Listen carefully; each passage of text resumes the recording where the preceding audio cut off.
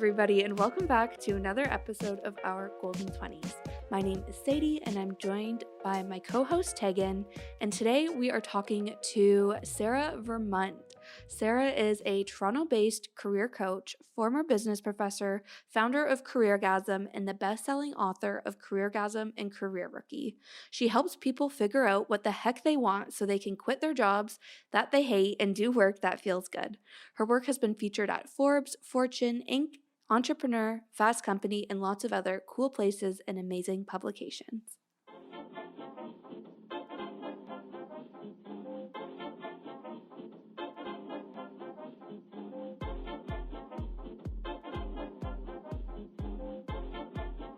Thank you so much, Sarah, for joining us on our Golden 20s. We are so excited to have you on today. Do you want to maybe start by telling our listeners about yourself and how you ended up becoming a career coach? Sure. Yeah. So I'm the founder of a company called Careergasm, which is a career change company. And I'm a very special kind of career coach. I'm not your typical career coach. Most people, when they think career coach, they think like, someone to help with resumes or networking or polish up your LinkedIn profile. And that is not me. I tend to work with people who have jobs that they hate, that they would love to quit, but do not know what they want.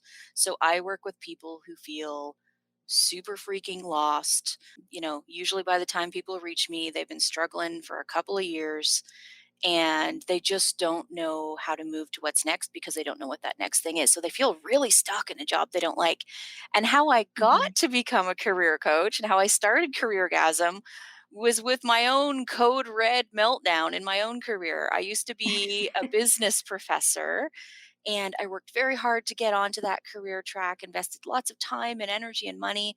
And I really loved the teaching part of that job and Mm, really, really strongly disliked the research part, which is about mm. 80% of the job. And so I really, tried to hang in there for a couple of years, but it wasn't for me. Found myself having a very public breakdown in the middle of a crowded Starbucks one day. And I gave notice the next day and decided to help people with career changes. I mean, the ultimate irony of my Mm. own career breakdown is the thing I was researching was workplace happiness. And so the Oh my irony goodness. of hating research while, my career was in research while researching workplace happiness, there was a real disconnect there. And so I'm Yeah. very happy that I found my way to the work I'm doing now. And also because I had that experience, I have a ton of empathy for the people I work with. Mm, Yeah. yeah, that's a great 100%. point. You've gone through it firsthand, so that does make a lot of sense. Yeah. Yeah. Well, and I think this is perfect because the reason we really wanted to talk to you is because we've recently been getting like a lot of DMs and questions from listeners saying, like, I'm reevaluating my career and I have no idea what I'm doing. Like, the pandemic made me shift priorities and I hate my job, or I see the people around me making career moves while I feel like I'm not. So, what would your advice be for the people who aren't really sure what their passion is or who don't know what they want to do for a living that will actually kind of bring them joy? hmm Well, how long do you have? Because I have lots of advice. Well, you know what? Even before I give advice, I would Yeah. like what I'd first like to do is normalize that experience for people Mm, because the mhm. truth is, 93% of people who are 25 have different career goals than they had when they first entered college or university. So that Wow. means only Yeah. 7% of people when they're in their mid 20s are like, I'm right on track. And the other 93% of people are having like breakdowns because they thought they were going to do a thing and then maybe they hated it in school or they're on a track and it doesn't feel as good as it did when they first started. So, this is a really, really normal experience to feel lost in your career, especially in your 20s. Because if you think about it, we grow and evolve Mm. so much in our late teens and especially our early 20s. And so it makes sense that the thing you thought was going to be like it and the Mhm. path ultimately isn't it for a lot of people.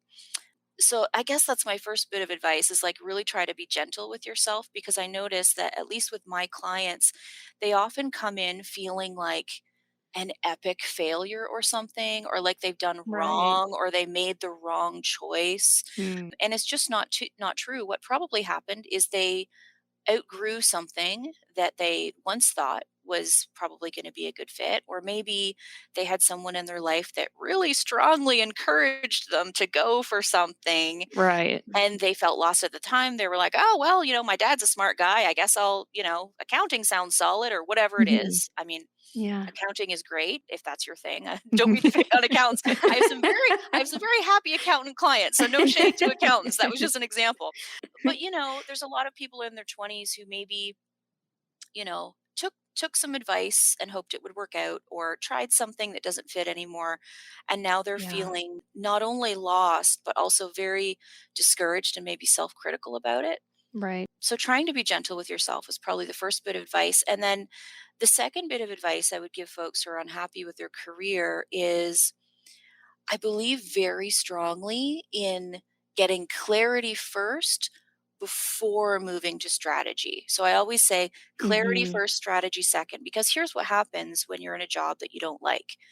You panic and you go right to the job boards, right? Mm. But if you don't know what you're Mhm. looking for, first of all, it's super discouraging. But Yeah. also, it's hard to do an effective, good job search if you don't know what you're looking for. Right. And so I Yeah. always tell people, like, if you could just pause for a couple of months, like I only work with people for 3-month periods. Like literally all it takes is like pause for 3 months, let yourself off the hook, stop looking at the job postings and just figure out what you want first. And then things get so much easier because you're not just casting this massive net for a bunch of random stuff that you kind of cross your fingers and hope works out. Yeah, I think that's so true, and even in my experience, like, by the time I'm start looking for another job, I'm just so desperate to get out of Yeah. the job I currently have that I'm like, I'll literally take whatever comes up, like, Yeah. I just need out of here. I don't really think about, well, what is it about this job that I hate so much, or why am I so Mhm. desperate to get out of it? And then, the same thing happens where then, okay, I accept a new job, but Yeah. then the same problems keep reoccurring because, I didn't really think it through ahead of time. So I think that is really great advice. And we're Mm. all about, doing things that help you gain that self awareness. So, you Yeah. kind of know, like, what I guess you're just able to reflect on what you actually do want out of your job if what you currently have isn't doing it for you anymore. So I think that is really good advice. Don't Mhm. panic. Think about it. I'm a big fan of journaling, so I'm like, journal it out Yeah, just journal the and hell out of it. figure it out. Yes, 100%. And I love your first point too about it's normal to outgrow things Mhm. and to not know what you want to do or to think and then change your mind. Like, I think I have two older sisters, and all of us were kind of lucky in the sense of we had, like, pretty good clarity on what we wanted to do when we went to school, Mhm. So it was like, "Okay, I know the program," and then when we were in school, we were like, "Okay, we like these courses, so this is probably the job we wanna do," But not everyone's path is that linear, and now I've been working for 5 years. It was exactly like you said, it's like, "Okay, well, what I thought I wanted to do, has totally evolved, and now I'm in this Mhm. totally different, like, kind of side. I work in marketing, but now I'm specifically social media, and it's like this just kind of emerged, like social media is new and I didn't even know this is where I was going to end up. So I think it is good, especially for people who make that decision in high school still, and then they go to Yeah. university and, they are learning about something they think they're interested in. And then they're like, oh, maybe it's not, or maybe they love school, but then they take it into the workforce full time and they're like, Yeah. okay, this isn't quite the same as learning about it in school. Like, Mhm. it is a confusing time for It sure. is. Yeah. And I remember going through that in my 20s as well. So my undergraduate degree is in journalism. Mm. And I Okay. was pretty psyched about it when I went into journalism. And Yeah. I even liked journalism school. And then I had my first internship and I thought, ooh, Mm. this did not feel the way I wanted it to feel. And so I was Yeah. one of those 93 percenters where, I graduated from my undergrad with a bright, shiny journalism degree and a strong desire to not work in journalism. Mhm. And so Mhm. actually one of the best things I could have done for myself, really glad I did this, is I actually just kept my shitty part-time job at a retail store for a couple of months while I kind of figured out my next steps. And I'm Yeah, really, that's really great. glad I didn't force myself to go down a path that I knew was wrong, because Mhm. sometimes, like, you need a minute between knowing what feels bad before getting to what feels good, right? And not everybody Yeah. figures out what the next thing is when they're in the bad job. And so Yeah. I'm a big fan of what I call just for now jobs, which is like, get a Mm. job. I had a ton of student Mhm. debt like most students after school, right? Mhm. My parents couldn't afford to put me through school. I'd been working like two jobs, like just trying to get through. So, Yeah. like, I didn't want to not work, but I knew there was this path I didn't want. And so I think it can be really good sometimes to, acknowledge that maybe you're not in the like forever career path, but you're like, okay, this is a job that's going to make me a little bit of money.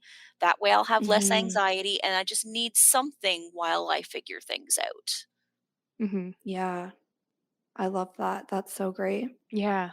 Great advice. So, we're kind of talking about having a job where you like bits and pieces of it. So, for me, for instance, I'm someone who I either like the people and the company, but the role, could be better, or I like the role, but the people I'm working with or the company isn't the best. Mm. So, I guess what would be your advice, or what would you suggest people do if they're in that situation where there's parts of the job they don't like, but other parts they do like? Like, Mm. when do they know to make a move and Mm. change things up? That's such a good question, because even when you really love your job, there's always going to be parts that aren't your favorite. Like, I Yeah. mean, I'm a career Mhm. coach that's focused on happiness, and I even have little parts of my business that aren't my favorite, right? Right. It's like that's Yeah, just a part of work. I 100%. don't like I Yeah. don't love the Yeah. admin stuff. Um, so you're always going to have, like, a few bits here and there that aren't your favorite, Mm. but I do think it's important to pay attention to, like, the proportion that you like compared to the proportion you Mhm. don't like. You know how I was saying I hated 80% of my job when I was a professor? Yeah. Like, that's too That's much of your job overwhelmingly. to not Yeah. like, Yeah. right? So it's normal to have bits you don't like, and to sort of see if you can experiment and find workarounds to make those bits more bearable, or change some of your work assignments, by talking to your colleagues and talking to your manager. But once you get to the point where, like, there's a good chunk of your job that you don't like anymore, it's a real good idea to start thinking about what's next, because you will need to get out eventually.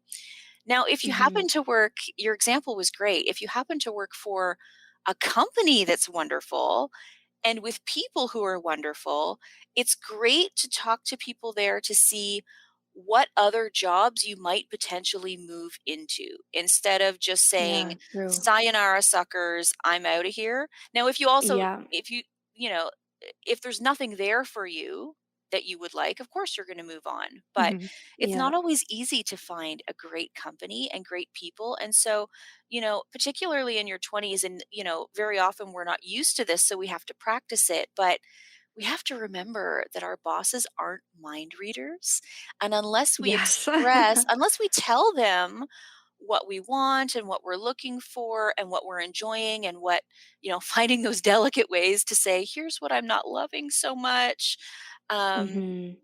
a good boss will see what they can do to try to get you in a position that will make you happier, Mm. because good bosses and good companies want to keep good workers, but it's our job 100%. to tell them what we need. And so I think that's something people don't do enough, is they wait Mhm. until they get to their breaking point, like till they're hanging by a thread, crying in a bathroom stall at work, to Mhm. say what they need. Yeah. And so starting those conversations sooner than rather than later is a really good idea. Yeah. Yeah. That's great advice. And I feel like that's something that I'm definitely guilty of, is like the path of least resistance, or you're grateful you have a job. So, you put your head down and you do your job. And then it's like little things annoy you and pick away at Yeah. the job until you're like, ugh, none of this is fun anymore.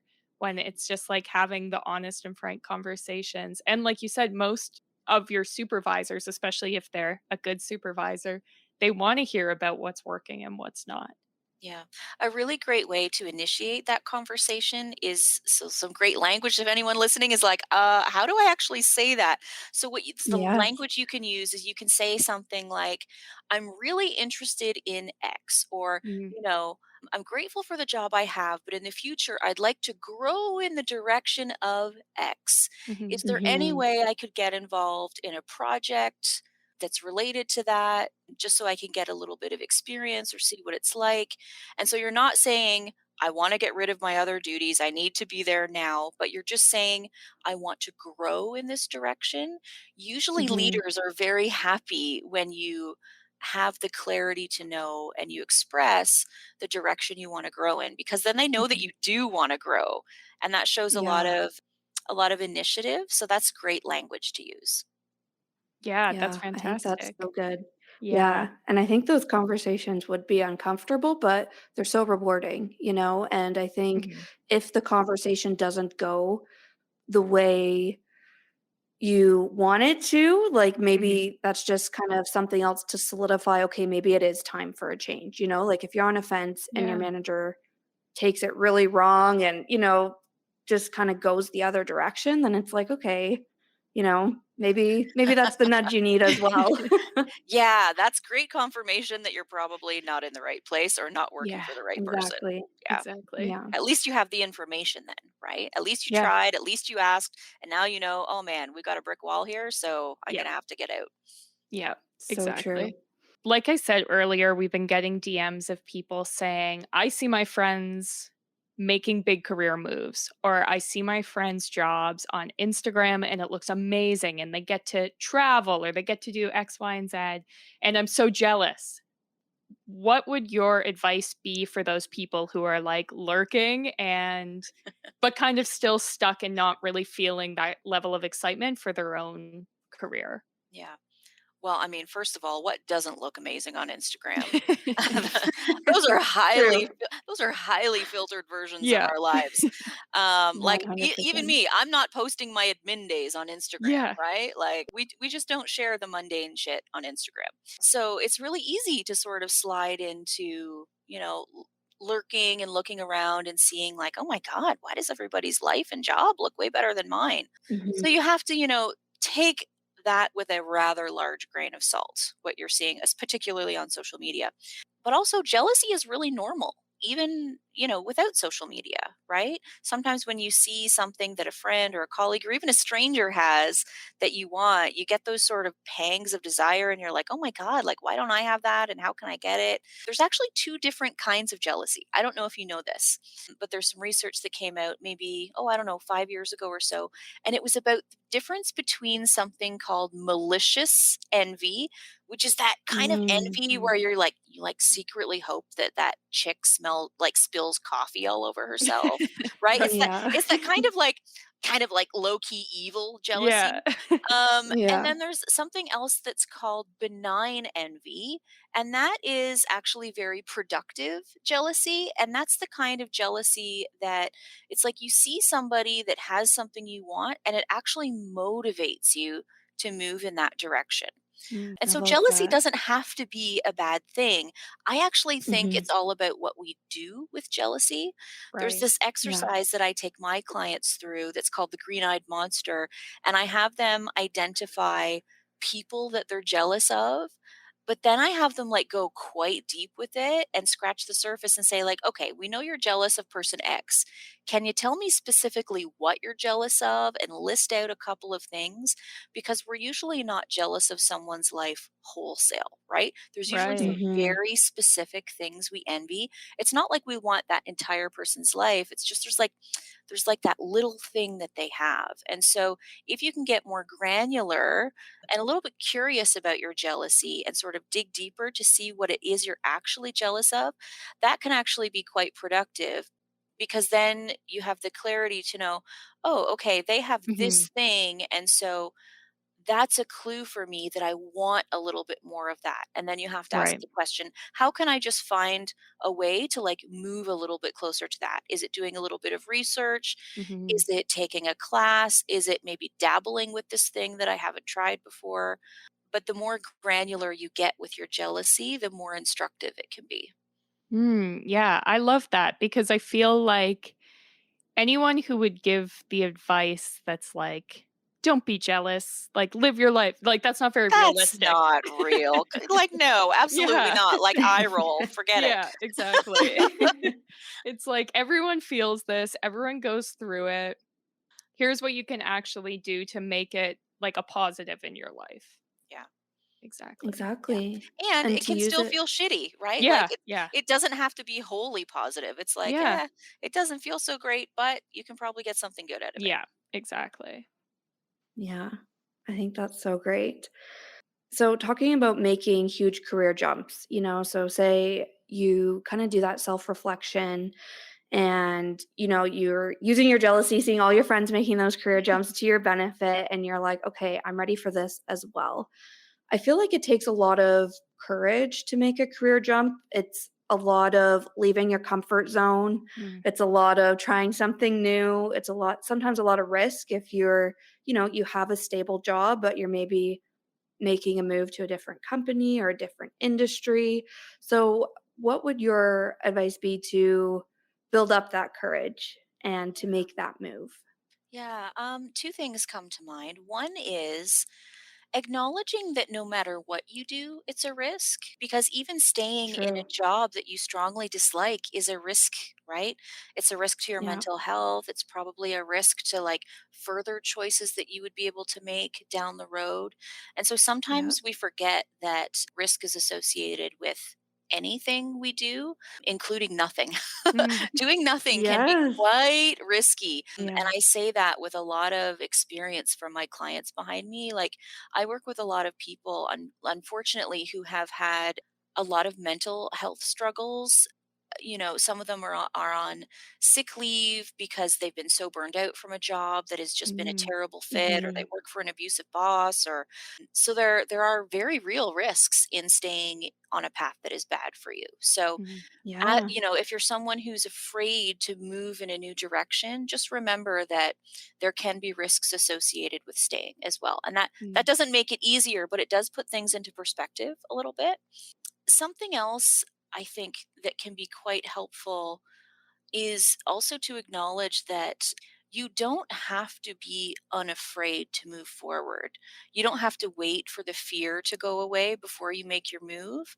And so just normalizing that it's, totally understandable and totally normal that you would have fear and anxiety when going through a change, I Mhm. think can help people take little baby steps, because I think sometimes people feel like maybe there's something wrong with them, that they have all sorts of anxiety about making a change and they're waiting for the Yeah. anxiety to go away before they start. Mhm. Like even taking the little like researchy baby steps towards that change. But a tool that's helped for quite a few of my clients, and actually helped me when I was thinking about leaving my career track in academia, is asking yourself, what's the worst case scenario if I Mm. leave? And I Mhm. don't mean worst case scenario like nightmare, like untrue worst case Yeah. scenarios, like, oh my God, I'm going to be Yeah, living yeah. in a van down by the river. Like, Yeah.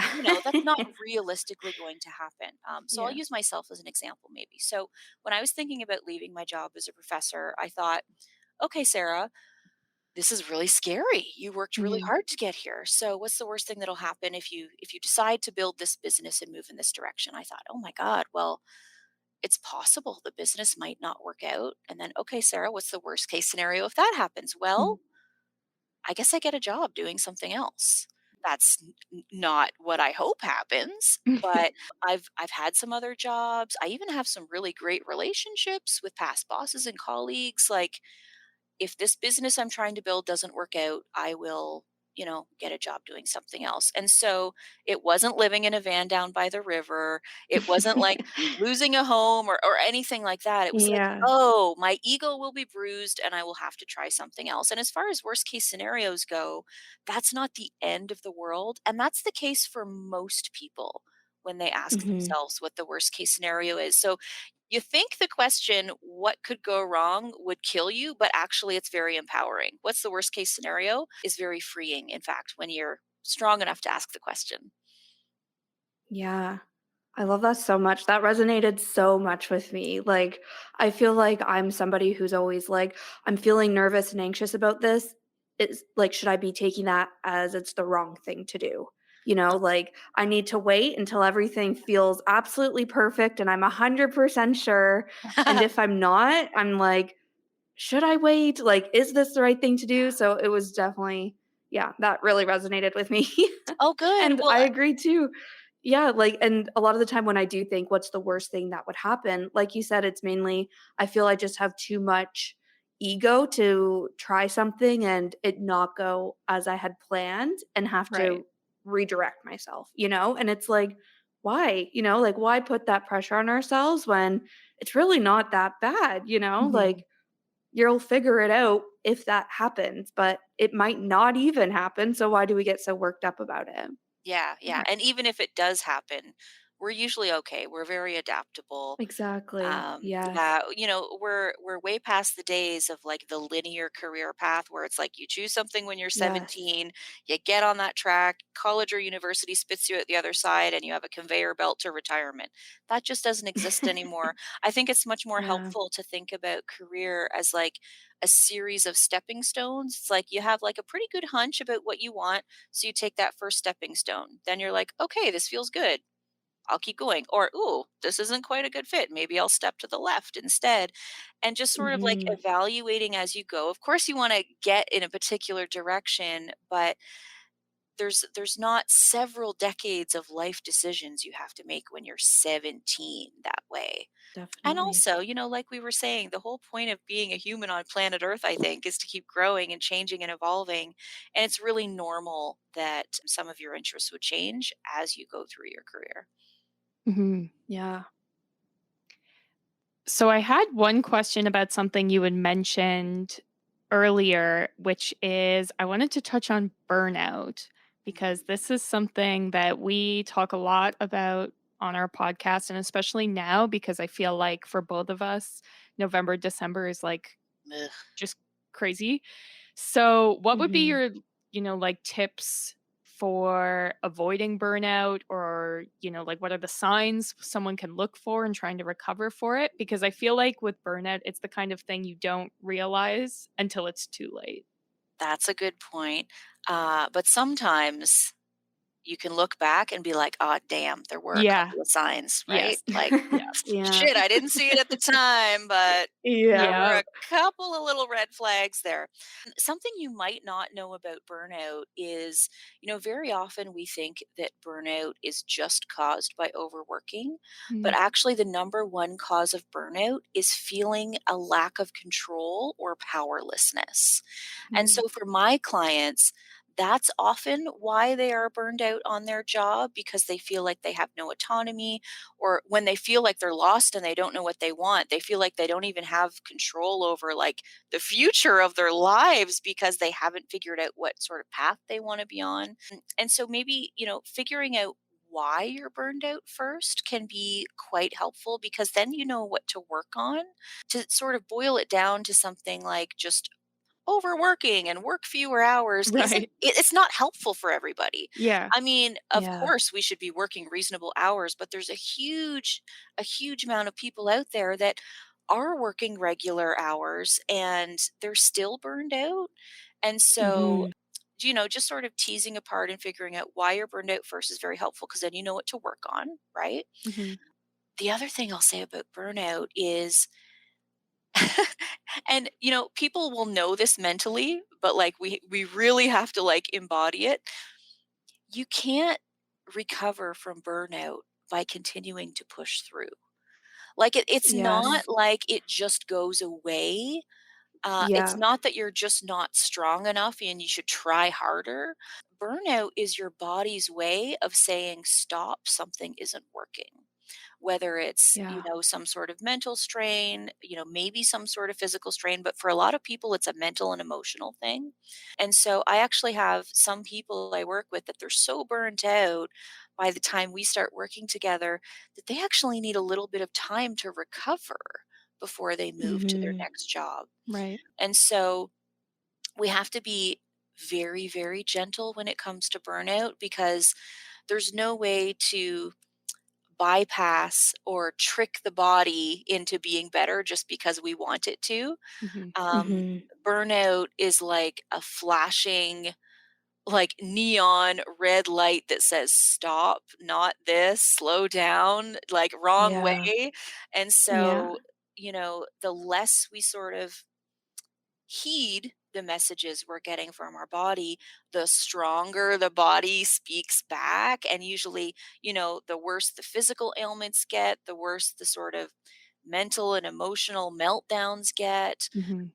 When I was unhappy in my track in academia, I really, like most humans, tried to push it down at first. You can probably guess how Yeah. that worked out because I ended up having a breakdown. But there was a solid 2 years where I just thought, you know what? You worked really hard to get here. You should just power through this. And I kept getting Yes. signs from my body. My back kept going out. I started getting unexplained hives. I was exhausted all of the time. Oh my And those goodness. symptoms kept getting worse and worse and worse. And that's what happens for most people until the thing that is causing the stress stops. And so for me, Mhm. it was getting off that path that felt bad. For most of my clients, it's finally throwing in the towel and saying, okay, this is not working. I can't Mhm. force it to work. So I just need to admit what's true and like choose something else. And that's a very hard decision for people to make Yeah. because most Yeah. people work very hard to get on the path that they're on, right? They put a ton of Mhm. years and a bunch of money into school or something. It's not easy to just, nobody just snaps their fingers and says, okay, it's time to do something different. Most people only come to that decision after they have struggled for a while. And, myself Yeah. included, I know what it's like. It's brutal. Yeah. Yeah. Yeah.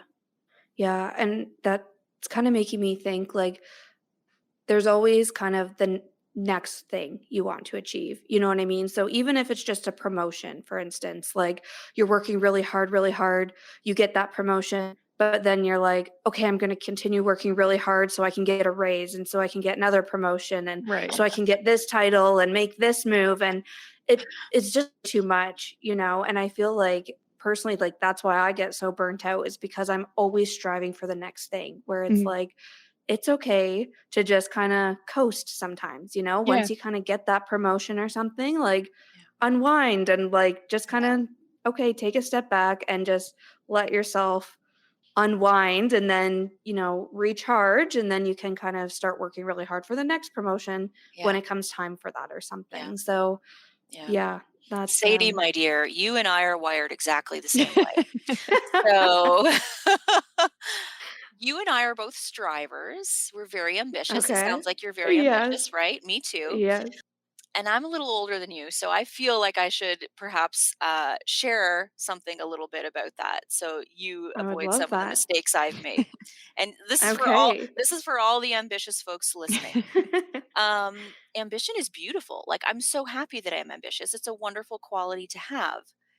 And it's really important to make sure that you are channeling your ambitions in the right direction, not just chasing ambition for the sake of ambition.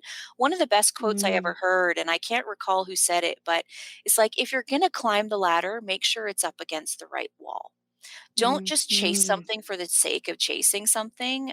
Because I love the chase, but I have had a Yes. couple of periods in my life, and I don't know, maybe you have too. I'm sure some of the listeners have, where it's like you're chasing after something and you don't even realize until you're almost all the way there, part way there. You're like, wait a minute, do I even really want this? Like, should I be devoting Yeah. this much energy to this thing? And so, like, just pausing to like evaluate as you go along to make sure, do I still want this? Okay, why do I want this? The question, why do I want this, I think is a very powerful question. Because I'll tell you, I Yeah. have pursued some things in my life, mostly in my 20s and early 30s. And if I was being honest with myself, the reason I was chasing it is because I was approval seeking. I wanted to impress people. Mm. I was approval seeking. And big surprise, when I chased after those things, the payoff never felt as good as I hoped it would. Yeah. So, yeah, asking yourself, why you want what you want, I think is a really, really good question to ask. And Yeah. then also just pausing to reevaluate every now and then if you're pursuing a long-term goal to say like, okay, do I still want this? Does it still feel good? I think that's really Mhm. important just to make sure that you are striving in the right direction because ambitious is beautiful in the right direction. Mm. Yeah, Yeah. that is so, so true. And yeah, I'm such a goal setter, but I never really think, why do I actually want that? And in my Mm. career, I'm always fixated on a job title. Like, okay, I want to go from a senior specialist to a manager, from a manager to this. But a lot of the time, I'm not like, well, why do I want that? Right. Or is that what I actually want? Like, what are the actual job responsibilities of a manager role or Yeah. whatever it is? So I think that Well, is definitely great now you got a advice. question for your next journaling session. Yeah. Oh, yeah. Yeah, I'm like, "Let's actually just whip out our journals right now. Let's turn this into a journal with this Yeah. episode because I'm ready to journal it out." Yeah, that's so great. So, kind of along the signs of or lines of burnout, I think enforcing boundaries at work can really Mhm. help you maybe avoid burnout or to nip it in the bud earlier than, letting it pile up. So, I'm sure like this kind of goes along with being ambitious is I have a really hard time setting boundaries at work. If it's work-life balance, I'll definitely stay late or, log in on weekends if I have to, or if somebody asks me for something ASAP, I'm like, yes, no problem. Mhm. I'll drop everything and do this for you, even though that is not maintainable and then, or I guess sustainable. And then it just leads to burnout. So what would your advice be, or do you have any tips for enforcing boundaries at work? I sure do. So, first of all, it's great that you recognize that that's not sustainable, right? Like, it's just Yeah. not. And so, one of the best bits of advice I can give you and whoever's listening is it's important just to start practice setting boundaries. And I say practice because it's very Okay. hard at first, particularly with people who already know what our work habits are. So, for example, your boss who Mm. asks something for ASAP, if you've been working with that person for like a year, let's say, and they ask and you say no problem every time, it's gonna take a minute to set that boundary, right? You're Mhm. gonna have to practice, and both of you are gonna have to get used to that new boundary. So, starting gently and practicing is really important because the truth is, if you're someone who struggled with boundaries, you're just not going to nail it on the first try. You're going to have so much Mhm. Mhm. anxiety about not Yes. saying yes right away. So, here's something you could try that works for my clients. So, let's say you get the email at just before 5 on a Friday and they're like, by the way, I need this giant project done, and they're used to you always saying yes. A great thing to do is to say, amazing, I'm going to prioritize this first thing Monday morning. So that's a good Mm. thing to do because you're acknowledging the receipt of the request Right. and you're Mhm. saying when you're going to work on it versus not just answering the email because they'll be like, oh my God, like, why isn't she answering my email? You don't want them to get upset, but you also don't want to be on the hook Yeah. for working evenings and weekends. And so we we sort of have to practice language and let people know like, okay, this is a priority and here's when I'm going to do it. Or let's say you have a boss who's like just piling on way too much stuff that's not Mm. humanly possible to get done in your normal work hours, to then go to that boss in a calm way when you're feeling calm about it and say like, hey, I have these various things going on. I don't suspect I'll be able to get through all of it in this amount of hours. What do you think I should prioritize? And what Mhm. do you want me to pass along to someone else or put on the back burner? And that way, Yes. they're on the hook for the decision making around what your priorities are. You're letting Mhm. them know that it's too much. And so it's almost like this is an example of managing up. It's like you're sneakily making them a Mhm. collaborator in the decision around what work you're going to do and when you're going to have it done by. So just Yeah. experimenting with that is really good. In fact, the best time to be working with boundaries is actually when you start a new job. because Yes. a precedent hasn't been set yet for how you're going to respond to requests that are maybe like stepping over the line, right? And so Mhm. I always tell my career change clients, we have to work on the boundary stuff before you make your career change so that you don't repeat this pattern of behavior in your new job. Yeah. Right? Someone, Yeah, it's someone so who's true. struggling with boundaries is and hasn't worked on it and hasn't practiced it is like, if you were to switch jobs, you probably go right into the next job and be a yes Mhm. person for the next boss too, right? So Exactly. it's important to practice, and the best time to set your precedent is in a new job. Yeah. I love that. I love the idea of just practicing these. I don't know if you'd call that a soft skill, but kind of, Yeah. even just like practicing having those conversations with your boss, like practicing those communication skills. Like, I love the idea of practicing and knowing it's okay if you're not a master at this, if it's your first time trying it, And yeah, I love It takes the that edge way of off a thinking little of bit. it. Yeah, definitely. Yeah, it That's so takes the good. edge off, and also it's just not realistic to think you're gonna nail it on the first try. Like, you're probably gonna have a Yeah. ton of anxiety before you send that email, right? Like, Yeah. nobody nails anything on the first try, including boundary stuff.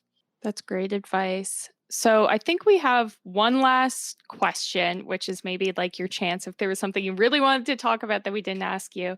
But what is the one piece of advice you would give to someone in their 20s regarding their career? Trust your instincts. In your 20s, you still have a ton Mm. of people with a lot of opinions about what they think you should do with your life. Hmm. And the truth is, even if those people love you very much, nobody knows you like you know yourself. And so if something feels wrong, that's probably true. If Yeah. something feels Mhm. right, that's probably true, and only you know. And so, honestly, that's the best advice I would give anyone in any decade, but Hmm. especially in your Yeah. 20s, because your 20s is a really special time when, you have parents, for example, who are, still probably used to calling the shots and having lots of opinions around what Mhm. you do. And so I think if you want to have a happy career and a happy life, the more you can trust your instincts and acknowledge your feelings and just keep moving towards things that feel warm instead of cold, I think the happier you'll be in your work. Fantastic. I I love love that that. so Yeah. much. Yeah. Good. Yeah, and it's so funny you say that, like, I can think of a few times, I talk to my parents, and I'm like, "Okay, I'm thinking of this, like, as my next move or whatever," and they're like, Mm. "We don't really know why, but go for it." Like, they're very supportive where I'm lucky that Yeah. way, but Yeah. a lot of the time I'm like, "No, I just have a feeling that this is what I'm supposed to do," and they're like, "Okay, if you think so," and then, Yeah. I try it and I meet even if it's just doing something and like I meet somebody who then helps me get somewhere in my career like a few years down the line, like I've had a bit of that and it's like I just can't explain it to other people, but I always just follow my instincts and it Mhm. hasn't led me wrong yet. So I think that is knock on wood. But I think that's such great advice. Good. Yeah, it works for me too. Yeah, the more we can do Yeah. that, the happier we are. Yeah. Yeah. Fantastic. Well, Sarah, I think that's where we're going to leave it. So, do you want to share with our listeners where they can find you on social or your website and the kind of services you provide? Sure, yeah. People can find me at careergasm.com. And actually, I have a really awesome free 3-day course that people can take if you happen to be someone who feels like you're on the wrong track, but you don't know what the right track is. So that Mm. like that confused, lost kind of person out there, and you want to figure out what matters to you and also find a way to like figure out the stuff you'd love to shed and not take into the next phase of your career. You can find that at careergasm.com. It's my free course. And I'm at Amazing. Careergasm on all of the social media.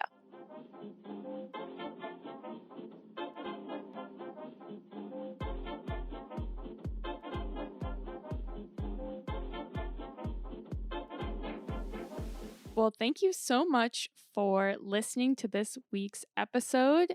as per usual, we're going to put Sarah's links in our description of this episode so you can find her. But as she said, it's at Careergasm on Instagram, or you can visit her website, careergasm.com. We are also going to be doing a giveaway. So we are going to be giving away a copy of Sarah's book, Careergasm. This will be hosted on our Instagram. So make sure you are following us at our Golden 20s. And you can find us not only on Instagram, but Facebook, Spotify, Pinterest, TikTok, all over the place if you need more content. But definitely be sure to check out the book giveaway. Thank you so much for listening. See you next Tuesday.